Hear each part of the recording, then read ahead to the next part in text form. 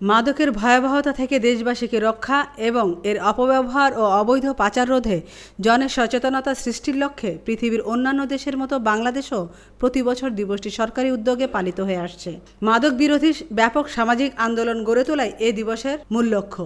জাতিসংঘের অঙ্গ সংস্থা the United nation office on drugs and crime প্রতি বছর দিবসটি উপলক্ষে লোগো নির্ধারণ করে থাকে।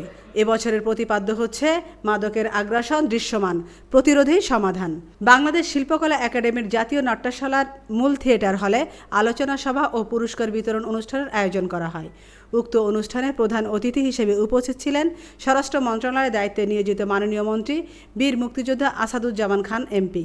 বিশেষ অতিথি হিসেবে উপস্থিত ছিলেন স্বরাষ্ট্র মন্ত্রণালয় সম্পর্কিত স্থায়ী কমিটির মাননীয় সভাপতি জনাব বেনজির আহমেদ এমপি এবং সুরক্ষা সেবা বিভাগের সম্মানিত সিনিয়র সচিব জনাব মোহাম্মদ মশিউর রহমান এনডিসি এবং সভাপতিত্ব করেন মাদকদ্রব্য নিয়ন্ত্রণ অধিদপ্তরের মহাপরিচালক জনাব খন্দকার মুস্তাফিজুর রহমান এনডিসি।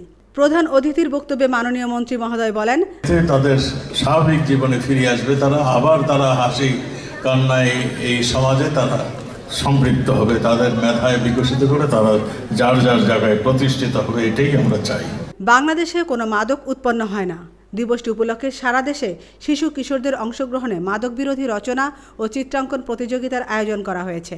উক্ত অনুষ্ঠানে এসব প্রতিযোগিতায় বিজয়ী 21 জন ছাত্রছাত্রীকে পুরস্কৃত করা হয়। আমেনা ইসলাম, আজকের সংবাদ।